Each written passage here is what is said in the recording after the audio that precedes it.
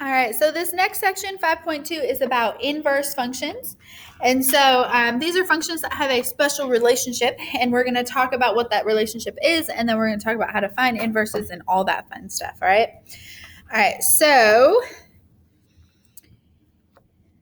if you want to check, sorry, this is all crooked. If you want to check if a function and another function are inverses of each other, then you should compose them, which is why in the last unit we learned how to do compositions.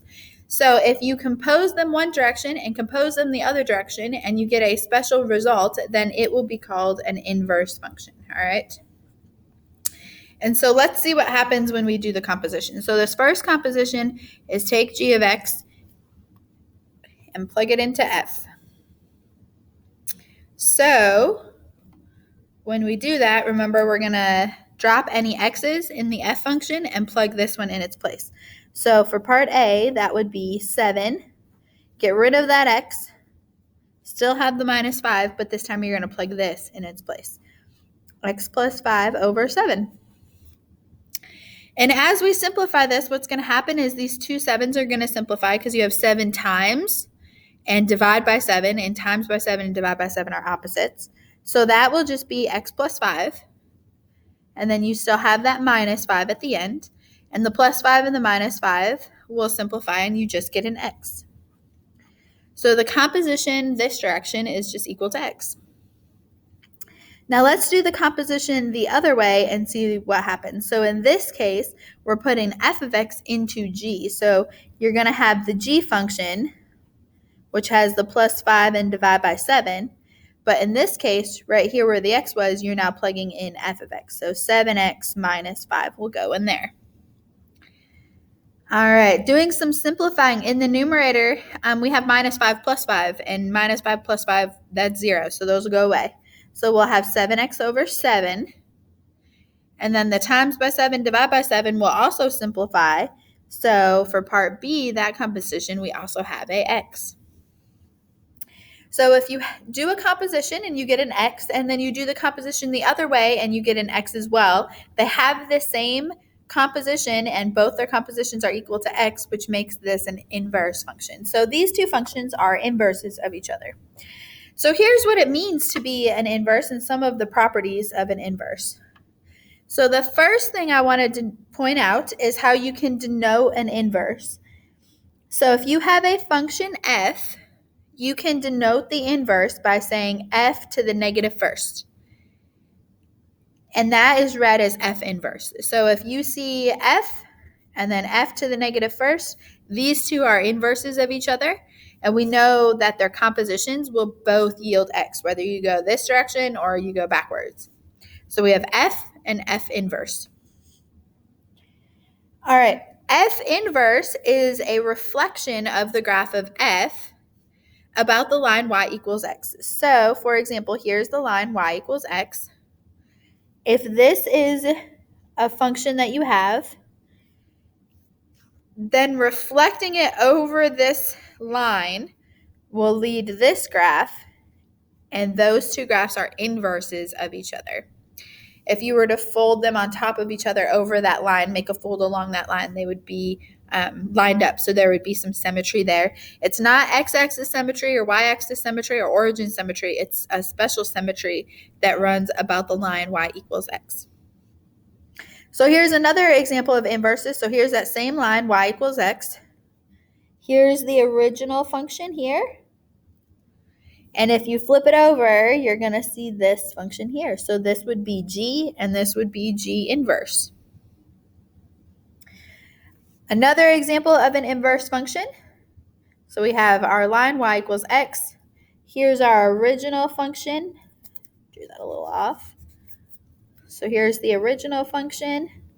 And if you flip that over that line, here would be a graph of the inverse of that function. So inverses kind of fall into this idea of they have symmetry going on with the original function. So if you have f and f inverse, there's symmetry between them. If you have g and g inverse, there's symmetry there as well.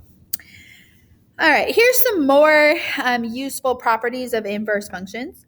And so this one says the range of f is the domain of G, and the domain of G is the range of f, and f and G are inverses. So what that means is that function f, if you have a domain and you have a range, then on your inverse function, your domain becomes the range, and the range would become the domain. Essentially, they flip-flop. The domain and the range will flip-flop. And because the domain and the range flip-flop, that means that x and y will also flip.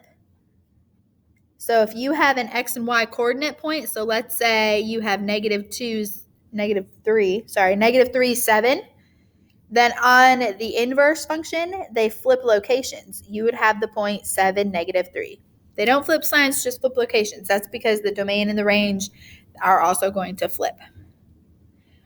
And that's what's summed up here kind of going on. So if AB is on the graph of F, then BA, them reversed, is on the graph of its inverse. And so those are two important pieces of information that are useful when talking about inverses as well. All right, so we're going to see these in action. All right, so assume that the function f is 1 to 1. All that means is that for every x, there's one y. Not like x could have multiple y's. So if you were to look at a table or a graph, if there's an x value, then its y value, that's the only y value that's there. So don't get too bogged down by this whole 1-to-1 aspect there.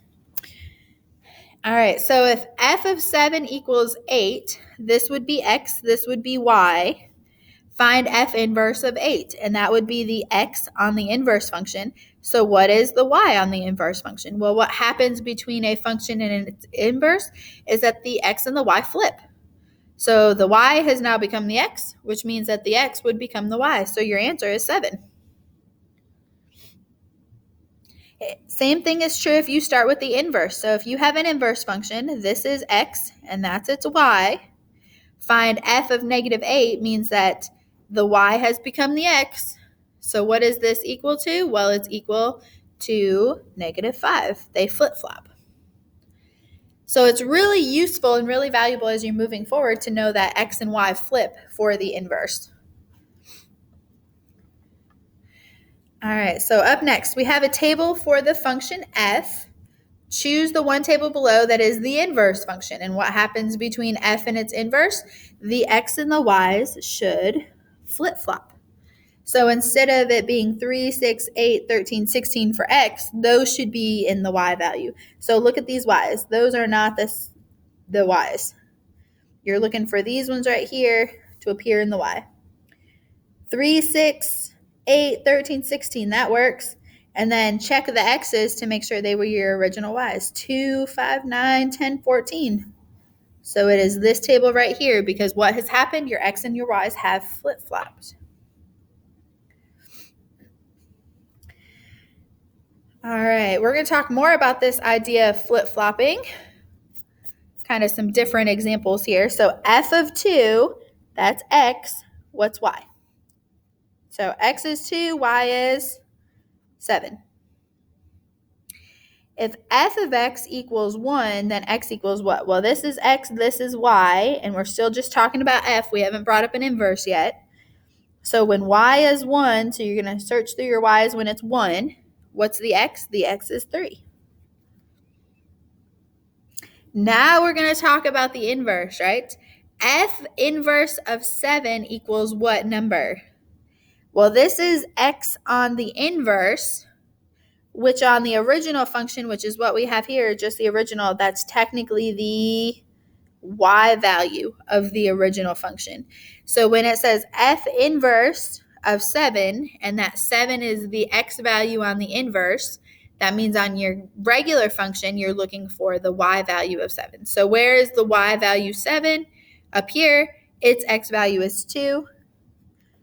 So f inverse of 7 is equal to 2. This was x and y on the original, so it's x and y flipped for the inverse. All right, this last one says if f inverse of x equals 3, then what's x? Well, this is x and this is y, x and y on your inverse. And if this is y on the inverse, then technically on the original function, that is the x value. So you're going to go to where x is 3, its y value is 1. So a little bit more confusing here, trying to figure out x's and y's. So if you label them as xy, xy, xy, when you're talking about an inverse, think back to what that means in terms of the original function. If it's an x on the inverse, it's a y of the original. If it's a y on the inverse, it's an x of the original. All right, here is the next one. It's the same idea as last one, but instead of a table, we have a graph. So f of 0, so this is your f function. So f of 0 would be just find 0, point up here. Its y value is 4, so f of 0 is 4. This one is f of x equals 0, so that's the y value there, right? And this is the original function f. So on this graph, we're going to where y is 0. Y is 0 at this point here, and its value for x is 2. And we've actually seen these before when we talk about function notation, which I think is like 1.4 or 1.5, somewhere in there. All right, and then now we're getting into these inverses, and so these can be a little bit more complicated. So f inverse of 0, this is the x value on the inverse. And if it's the x value on the inverse, it is the y value from the original function. So it's saying when y is 0, what is x? So on this graph, when y is 0, your graph is here, x is 2. All right, the next one, f inverse of x equals 0. So this is the y value on the inverse function. And if it's the y value on the inverse, it's the x value of the original. And so your original function, when x is 0, so x is 0, y is 4. And so those inverses are a little bit harder because technically it's the reverse, right? If it gives you the x of the inverse, it is the y of the regular function. If it gives you the y of the inverse, it's the x of the original function. So just be careful with those, but know that x and y always flip-flop, right? All right, so now what we're going to do is we're going to calculate some inverse functions. So we're actually going to have an equation, and we're going to find the equation for the inverse. So here's what you're going to do. The first step, if it's not y equals, if it's f of x equals, you're going to replace that with y. All right? It's just going to make the solving a lot easier. Then what we're going to do is we're going to interchange x and y. We're going to flip x and y. Why do we flip x and y? Because x and y values are flipped for the inverse. So this is the actual inverse step. So when you flip the x and y, that has created your inverse. Now to finish it, you're going to solve for y, all right? You're going to solve for y again, and then that'll put it back in kind of like the standard equation form that we're used to. So there's kind of your 3 steps. That middle step, well, the first 2 steps are pretty easy. That third step is where you can have the most trouble on the solving back for y. All right, so here we go. We have a function, f of x, and we want to find its inverse. So the first thing that you should do is get rid of the f of x and just write it as a y. It's going to make your life a lot easier in the future steps. Step 2 is to actually do the inverse, which means that the x and y flip. So you literally just flip x and y. Anytime you see an x, you put a y, and vice versa. And then here's step 3. You have to solve this equation for y. And so that's the piece that's probably going to be the hardest of this, depending on what type of equation you have. So if we're trying to solve for that variable there, we have to get rid of the 11 and the 3. And you should get rid of the 3 first by subtracting 3 from both sides. So you'll have x minus 3 equals 11y. And then you'll divide by 11 to get rid of that. So you'll have x minus 3 over 11 is equal to y. And then what you can do now that it's equal to y, you can change it back to the inverse notation. So you can denote it as f inverse of x. So that's x minus 3 over 11. So if this is your original f function, here is your inverse function. So if you were to compose these, you would get x. And if you compose them the other way, you would get x. And you can kind of see that. You see how there's a plus 3 and a minus 3 and a times by 11 and divide by 11? You're going to see those patterns happening there. All right, let's take a look at another one of these. So we have f of x is negative 5x to the 11th plus 8, and we are trying to find the inverse. So the first thing you want to do, get rid of the f of x and just write y. Nothing else changes. Then go ahead and flip your x and your y. That's technically the process of making the inverse. This is now an inverse function. You just don't have it solved for y. And so then that last step is to go ahead and solve for y so that we can have this in kind of our regular function notation. So to solve for y, which is right here, you're going to have to get rid of the negative 5, the power of 11, and the plus 8. And so we're just going to kind of work this backwards. So we're going to move the 8 over, then we'll do the negative 5, then we'll take care of the power. So up first, subtract 8 from both sides. After you do that, you can get rid of the negative 5 by dividing. So x minus 8 all over negative 5, y to the 11th. And then how do you get rid of a power? Well, whenever you have a power, you can take the root of it. And so if it's a squared power, you take a square root. If it's a cube power, you take a cube root. If it's a fourth power, you take a fourth root. So because this is an 11th power, you're going to take the 11th root. Yes, that does exist. We just don't use it all that often. So the 11th root. All right, and last but not least, you can go ahead and denote this as f inverse of x. This is now your inverse function. 11th root, x minus 8, all over negative 5.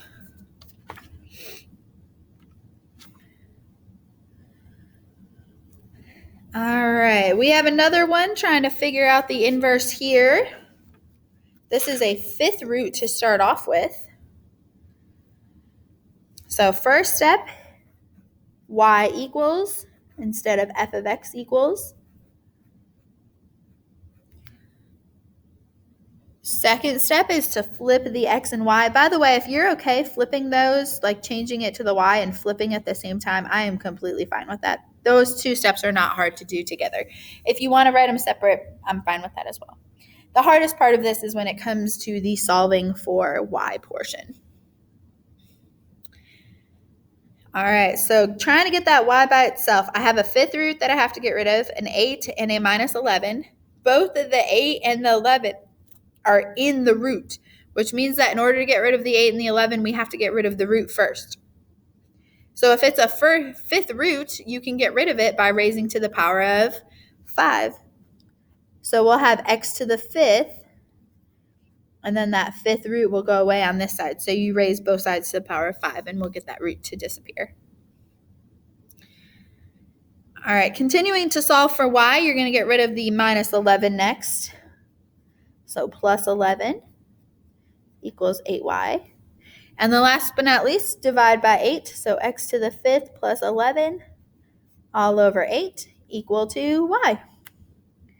And then you can change out the y for your f inverse notation. So we would say f inverse of x is x to the 5th plus 11 all over 8.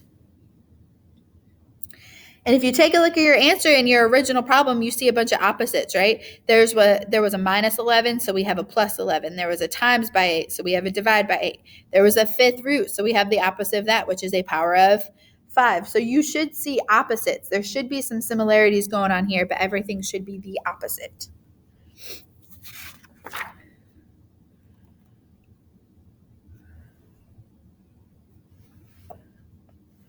All right, it looks like we have 3 more of these to practice. That's because they're all kind of different in their own special way. So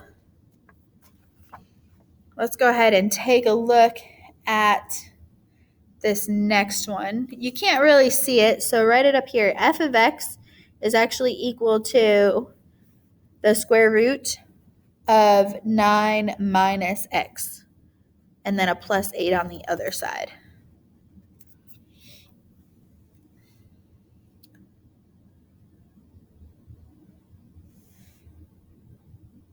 All right, so finding the inverse function. Once again, you can write this f of x as y and flip x and y. So I'm going to do that at the same time this time. So I'm going to say x equals the square root of 9 minus y plus 8. And I'm going to go ahead and do some solving here. So we would subtract 8 from both sides. So that's 9 minus, square root of 9 minus y. Because that 8 was on the outside of the square root, right? So move it over first. Then you can get rid of your square root by squaring both sides, so that x minus 8 needs a square. Then we just have 9 minus y. Getting rid of the 9 now, you can move it over by subtracting. So x minus 8 squared minus 9 will be equal to not just y, but negative y, and that is important to make sure you have that negative there. Because technically you do have to divide by negative 1. And so everything will be divided over here by negative 1. And what that means is you'll have a negative in front of the x minus 8 squared. And then that minus 9 will change to a plus 9. So your f inverse of x is equal to negative parentheses x minus 8 squared plus 9.